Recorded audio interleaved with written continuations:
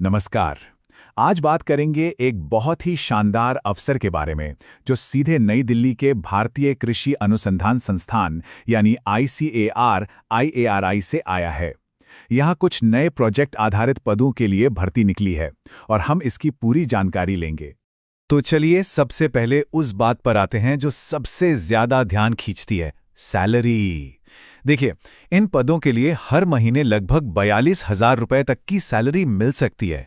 ये इस बात पर निर्भर करेगा कि पद कौन सा है और अनुभव कितना है, लेकिन प्रोजेक्ट आधारित काम के हिसाब से ये एक बहुत ही अच्छा पैकेज है।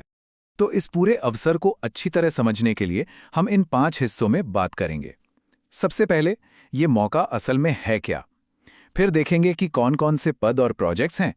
उसके बाद सैलरी और नियमों पर बात होगी।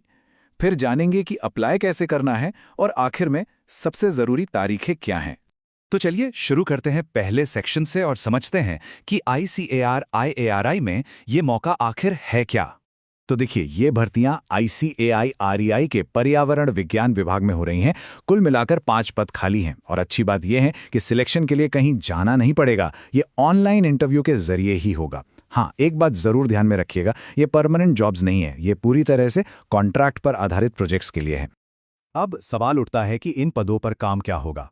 तो ये 2 बहुत ही महत्वपूर्ण रिसर्च प्रोजेक्ट्स का हिस्सा हैं।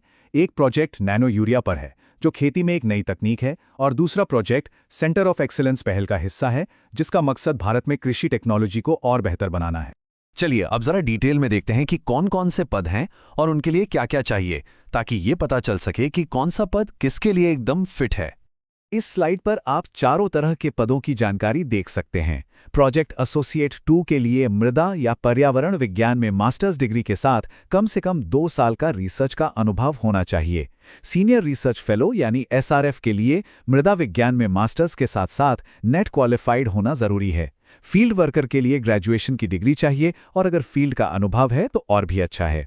और हाँ, अकुशल श्रमिक के 2 पद हैं जिनके लिए सिर्फ कृषि या विज्ञान में 12वीं पास होना काफी है। चलिए अब आते हैं उस सवाल पे जो सबके मन में होता है, सैलरी कितनी मिलेगी और अप्लाई करने के लिए उम्र वगैरह के क्या नियम है। यहाँ सैलरी का पूरा ब्रेकडाउन दिया गया है। सीनियर रिसर्च फेलो को मिलेंगे 37,000 रुपये प्लस HRA, प्रोजेक्ट एसोसिएट 2 को 35,000 रुपये प्लस HRA और अकुशल श्रमिक का वेतन फिक्स है 20,000 रुपये। इनके अलावा जो फील्ड वर्कर का पद है उसके लिए 18,000 रुपये प्लस HRA मिलेगा। और हाँ, एक बहुत ज़रूरी बात, ये जो HRA है यानी हाउस रेंट अलाउंस, ये 30% है। ये SRF, प्रोजेक्ट एसोसिएट और फील्ड वर्कर तीनों पदों के लिए बेसिक सैलरी के ऊपर मिलेगा, तो इससे कुल सैलरी काफ़ी अच्छी बन जाती है। अच्छा, उम्र की भी एक सीमा है, तो उस पर भी एक नज़र डाल लेते हैं। जो साइंटिफिक पद हैं जैसे प्रोजेक्ट एसोसिएट और SRF, उनके लिए अधिकतम आयु 35 साल रखी गई है। वहीं फील्ड वर्कर और अकुशल श्रमिक के पदों के लिए ये सीमा 50 साल तक है। हाँ, सरकारी नियमों के हिसाब से उम्र में कुछ छूट भी है। SC और ST और महिला उम्मीदवारों के लिए 5 साल की छूट है और OBC उम्मीदवारों को 3 साल की छूट मिलेगी।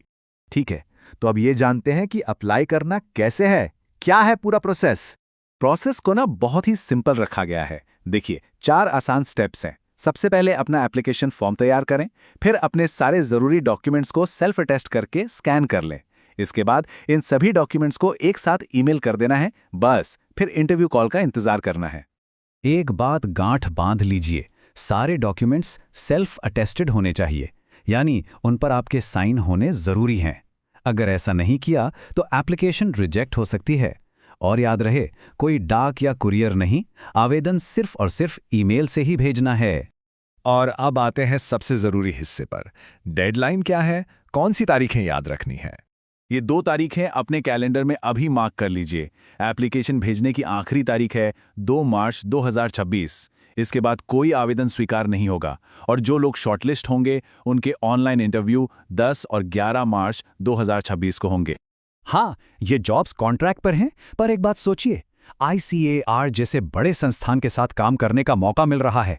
ये अनुभव किसी के भी CV को बहुत मजबूत बना सकता है, खासकर अगर कोई आगे चलकर एग्रीकल्चर रिसर्च में ही अपना करियर बनाना चाहता है।